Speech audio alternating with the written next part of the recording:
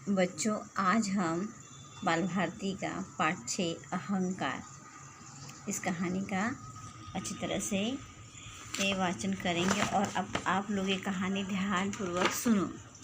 हाँ ज़रा बच्चों देखो, इसमें चित्र में क्या दिखाई दे रहा है बच्चों? हाथी और चींटी।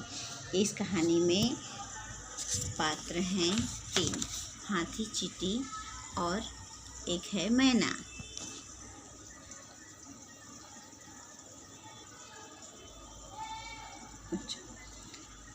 अरे ओ चंपा, तू मेरे आगे क्यों चल रही है? जानती नहीं मैं मनहर हूँ। मनहर हाथी गुस्से से चिंघाड़ा, उसकी आवाज़ को चिंघाड़ा बोलते, चिंघाड़ा। मनहर जी नमस्ते। क्या आपको मालूम नहीं? यह रास्ता न आपका है न मेरा, सभी एक समान हैं, जागो हुआ सवेरा।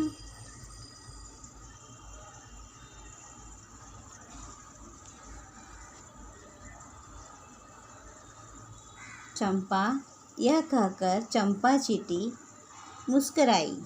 रुक, अभी मज़ा चखाता हूँ, हाथी बोला। उसने चींटी पर पैर रखना चाहा, पर वह मिट्टी में छिप गई। हाथी ने समझा चींटी का काम तमाम हो गया, मतलब चींटी मर गई, वो उसकी मृत्यु हो गई। काम तमाम का मतलब वह खुशी से गर्दन हिलाता चल पड़ा। देखो बच्चों, पूर्ण विराम लगा हुआ है। तभी चींटी बाहर आई, आकर बोली, यहाँ कॉमा लगा है, मनहर भाई नमस्ते। इस चिन्ह को विस्मयबोधक चिन्ह कहते हैं।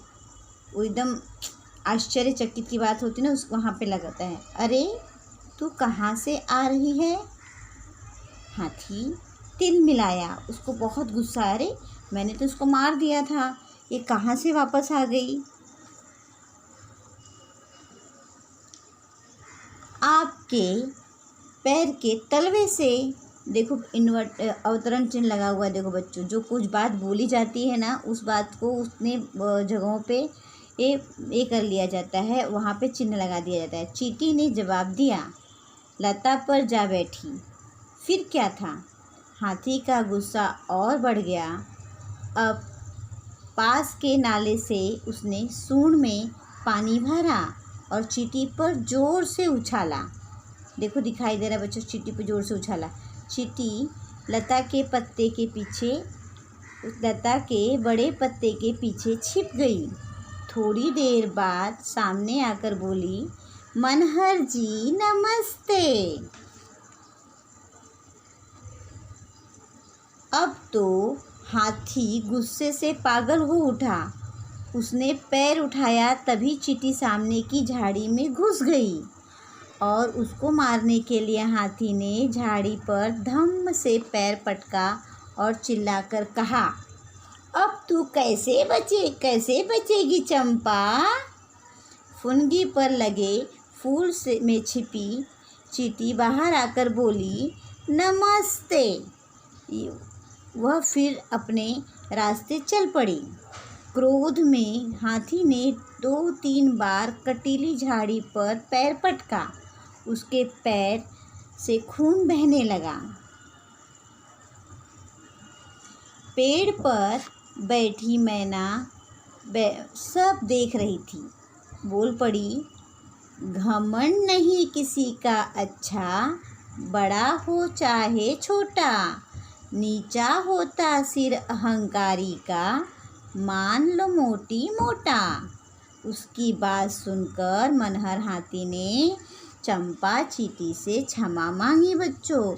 बच्चों इस कहानी से यह सीख मिलती है कि हमें कभी घमंड नहीं करना चाहिए कि हमारे पास बहुत पैसा है या हमारे पास बहुत ही ज्ञान है, मैं बहुत बड़ा आदमी हूँ, मैं गोरा हूँ, मैं काला हूँ। हमें किसी बात का घमंड नहीं करना चाहिए। जो झुकता है इसका मतलब वो छोटा नहीं होता है, वो विनम्र होता है। उसमें ये विनम्रता एक अच्छा गुण है। कभी किसी के सामने ज़्यादा अकड़ कर बात मत करो, सभी का सम्मान करो बच्चों। तो इस कहानी से हमें यही सीख मिलती है कि हमें कभी भी किसी बात का घमंड नहीं करना चाहिए। अब देखो बच्चों, इसके अंदर विराम चिन्ह लगे हुए हैं, जैसे अर्ध विराम, निर्देशक चिन्ह में ऐसी लंबी सी पाई होती, कोई बात हम लोग बोलते हैं तो वो मालूम है कि देखो किया हुआ है, वो क्या उसके आगे कुछ बोलना आता है। निर्देशक, प्रश्नवाचक, जहाँ पे प्रश्न पूछे जाते हैं वहाँ पे यह वाला चिन्ह लगता है।